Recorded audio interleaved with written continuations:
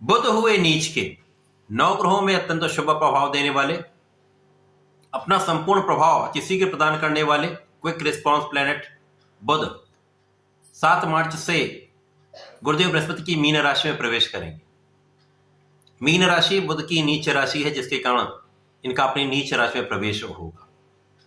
अब यहां पर जब भी कोई ग्रह नीच राशि में होता तो उसका बल, उसका सामर्थ्य, उसका प्रभाव निर्बल हो जाता है, सकारात्मकता में कमी आ जाती है, जिसके कारण कहीं ना कहीं गंभीर समस्याएं हो सकती हैं। अब यहां पर बुध मीन राशि में होंगे, जहां पर राहु का गोचर चल रहा है, जिसके कारण ये अपनी नीच राशि में भी होंगे तथा राहु से युति प्रभाव में भी होंगे, जिसके कारण जड़ दोष बन जाएगा, जो इस समस्या को बढ़ाने वाला है। जय श्री गणेश। नमस्कार, मैं आचार्य संजय द्विवेदी। मेरे समस्त प्रबुद्ध दर्शकों का मेरे चैनल पे हार्दिक स्वागत है। आज मैं बुध के राशि परिवर्तन प्रभाव को लेकर आपके सम्मुख उपस्थित हूं।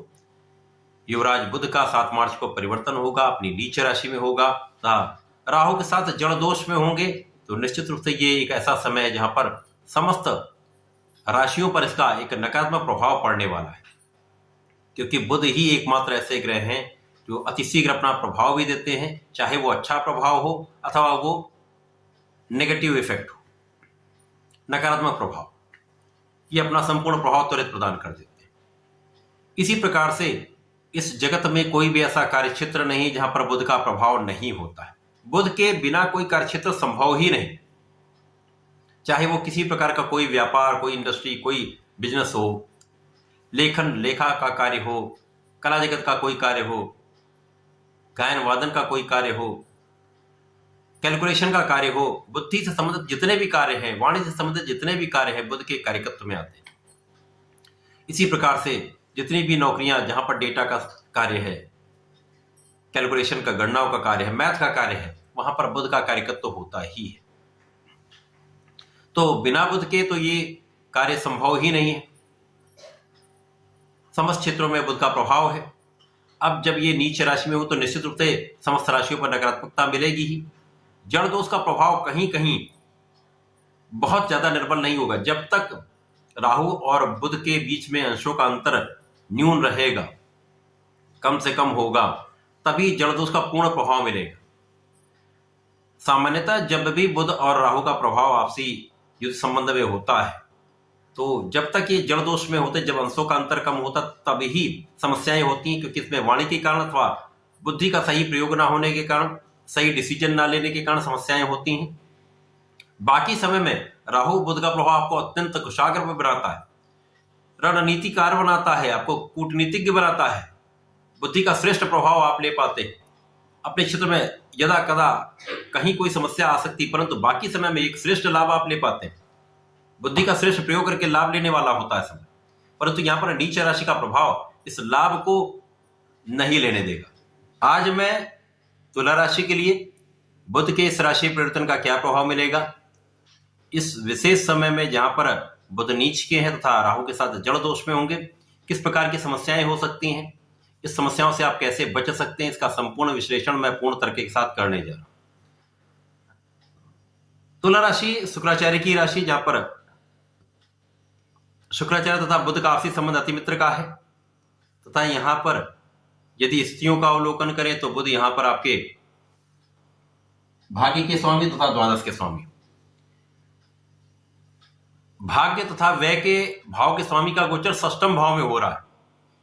यदि सामान्य स्थिति में देखें तो ये एक अच्छा परिवर्तन है, एक लाभ देने वाला परिवर्तन है, क्योंकि भाग्य के स्वामी जो व्यय के भी स्वामी है षष्ठम भाव में जाएंगे, यहां पर ये विपरीत राजयोग में होंगे, तो विपरीत परिस्थितियों में भी लाभ की स्थिति बनती है, जो कहीं ना कहीं तुला राशि के लिए, जातकों के लिए कुछ संतुलन का योग बना रहा है। परंतु यहां पर बुध नीच की राशि में यह समस्या का विषय है, तथा साथ ही साथ यहां पर जड़ दोष में, जड़ दोष का मुख्य रूप से प्रभाव जो है वो 15 मार्च से 25 मार्च के बीच में होगा। यहां पर आपको सावधान भी रहना होगा, बहुत कुछ धैर्य की स्थिति रखनी होगी, जल्दीबाजी में कार्य नहीं करना होगा, वाणी पर पूर्ण रूप से नियंत्रण रखना होगा। यहां पर जो लोग विदेश में रहकर कार्य कर रहे हैं, विदेशी व्यापार है, विदेश से संबंधित होकर कोई कार्य कर रहे हैं, विदेशी सेवा में, उनके लिए बहुत कष्टकारी स्थिति नहीं है, क्योंकि विपरीत राजयोग उनको संभालने वाला है। उनको धन का लाभ कराने वाला, उनको उनकी स्थिति अच्छी है।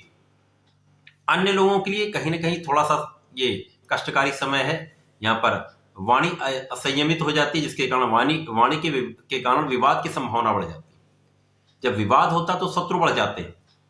इन पर नियंत्रण बहुत आपको आवश्यक होगा। बिना कारण से विवाद के कारण कानूनी समस्याओं में व्यक्ति फंस सकता है, जिसके कारण व्यय की संभावना बढ़ जाती है। साथ ही साथ यहाँ पर मौसम के रोगों का योग बनता है। स्किन डिसऑर्डर्स सामान्य रूप से होने की संभावना होती है, जहां पर आपको बचना होगा। खाने पीने पर पूर्ण नियंत्रण रखना होगा। स्वार्थी मित्रों से पूर्ण रूप से बचना होगा, क्योंकि यहां पर राहु के साथ भ्रम की स्थिति है। तो ये भ्रम कहीं ना कहीं फंसाने वाला होता है, किसी कानूनी समस्या में फंसाने वाला होता है। इनसे बचकर रहिए।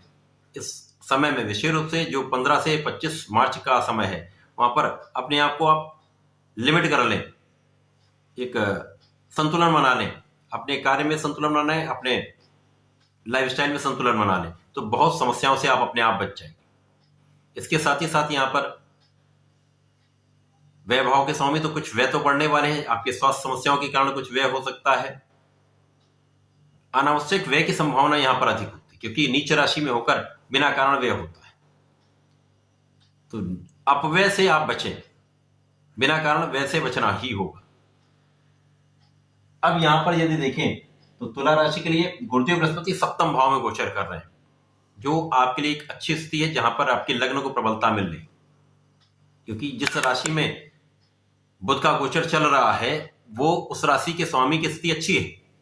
तो गुरुदेव बृहस्पति आपको बल दे रहे हैं, आपको सामर्थ्यवान बना रहे हैं, जिसके कारण बहुत सारी समस्याओं से आप बचने वाले। कुंडली में यदि गुरुदेव अकेले ही एक अच्छे योग में हैं, बलवान स्थिति में हैं, केंद्र में हैं, तो बहुत सारे नकारात्मक प्रभाव से बचा लेते हैं। तो यहाँ पर बहुत सारी समस्याओं से आप बचने वाले। तो आपका कार्यक्षेत्र भी सामान्य रूप से अच्छा चलता रहेगा, कहीं कोई बड़ी समस्या नहीं। आपको लाभ की प्राप्ति भी होती रहेगी। कार्यक्षेत्र में बड़ा विघ्न कहीं पर नहीं, लोगों का सहयोग भी आपको मिलता रहेगा। परंतु यहाँ पर केवल आपके बुद्धि के भ्रमित होने के कारण तथा आपकी वाणी के कारण विवाद जो होता है, तथा अनावश्यक